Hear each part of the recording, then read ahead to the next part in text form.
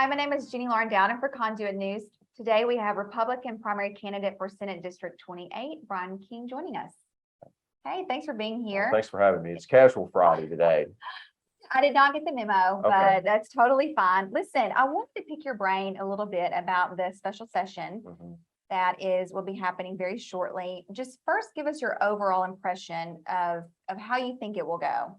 Yeah, I really don't know. I mean, it's so much different than when we did special sessions back, in the past. When you did special sessions, everything was worked out ahead of time. Yeah. You pretty well knew, and you would just go in, take care of the 3 days, and get out. It seems like special sessions are more of a rodeo.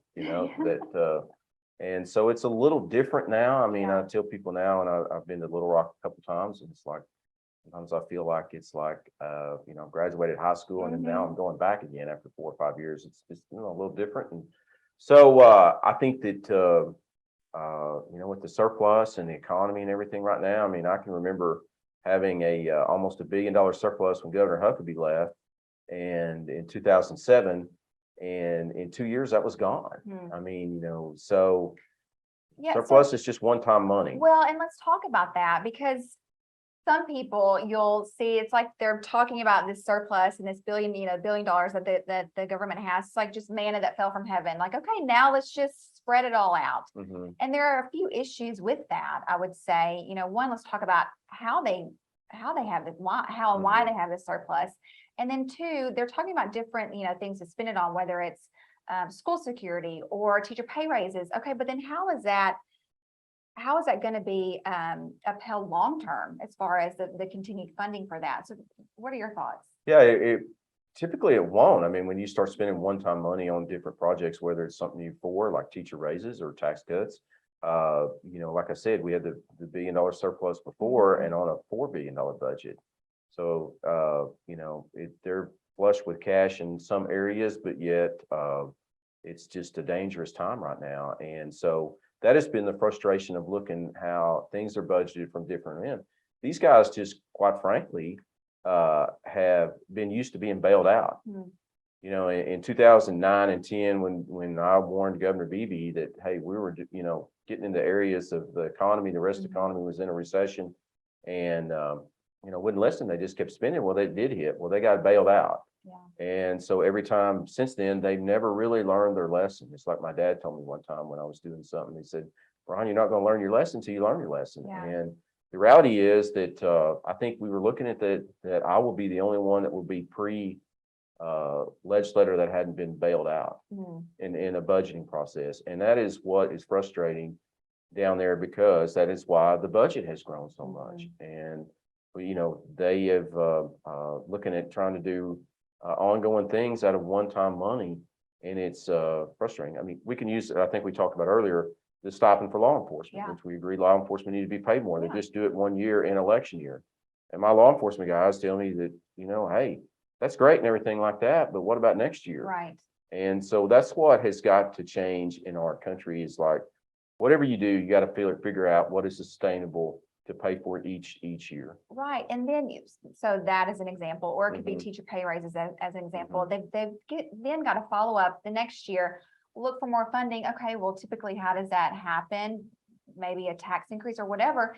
And government just continues to grow, rather than looking at, say, the Department of Education, or the state. Okay, that's a pretty bloated administration. Where could they cut around the edges there to potentially free up some money for teacher pay raises? What do you think? Yeah, I mean, I think that gets into, this has been some of the biggest money wasting, and then you go down there and say something, or you run opposed to it, well, then they're rolling it into appropriation bill, and they do the Washington, D.C. thing. And so, I mean, I think that we're going to have to look at, like I said, I feel like a lot of people is going like, in far as the business world, when is this going to bust? Yeah. I mean, I feel like, if you remember back the days, the dot-com bubble bust and stuff, when is this thing going to bust? And these guys, like I said, have been so used to bailouts that they just don't care. And now we have a lot of companies used to bailouts, with this last one. So I think it's going to have to get back to making sustainable choices and making long-term. And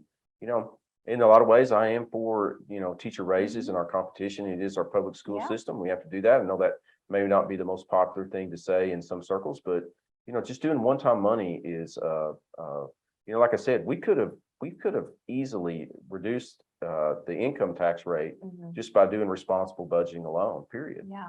But it just hasn't happened. And so that's going to be one thing that's going to set me apart down there. Well, I think probably there'll be other things I as think well. there'll be some other things too. Well, Yeah. before I let you go, do you think they will include anything else on the call or try to get anything else passed apart from fiscal issues? Yeah, I mean, that always seems to be the case now. It seems like it's not like it's just a singular focus on one issue and things come together and work out. I mean, I've criticized Governor Beebe a lot, but yet, I mean, there was one thing in the management of special sessions that was better. And I think we're getting into way too much of full-time legislators. We're getting way too much that per diem and these things, and a lot of these people down there are looking to make a cash cow out of it. I mean, that's just a simple thing. I mean, you can see it time and time again. All right. Well, anything else you want to add before we let you go? I keep getting asked about one of the things I got asked in the campaign was, Governor Hutchinson, him running for president and that. And I can tell you that I was very said no. I mean, it was like, would you support him in that? I supported Governor Huckabee whenever he ran before for president. And but this is a much different situation. I mean, Governor Huckabee, his character was that they had $1 billion surplus back then and they created it. But, he budgeted much more when he looked around like, what's going to happen? I mean, we have Ukraine today, we have COVID today, we have all these things. We didn't have those dangers back then. And he said, well, I'll let the next session handle it. And he did. I think that when you look at the governor's China connections, that is very concerning. Everybody makes a big deal about Hunter Biden and the governor's son. And I think there's too many things that are out there. I think that the spending of state tax dollars, they're growing about a $1.5 billion surplus, but yet the reality is it was created out of a bailout. Yeah. And so those things are not the fiscal conservative things that I remember coming up. It's but I think you'll see some election integrity reform issues that make it where, like the situation in Crawford County, when you have election commissioner taking original ballots home, he's immediately investigated. Yeah.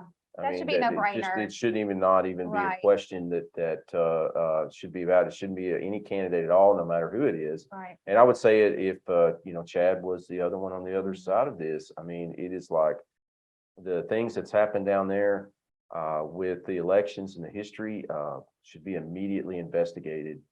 I mean, we should not. That just undermines our integrity of the elections and should not be tolerated.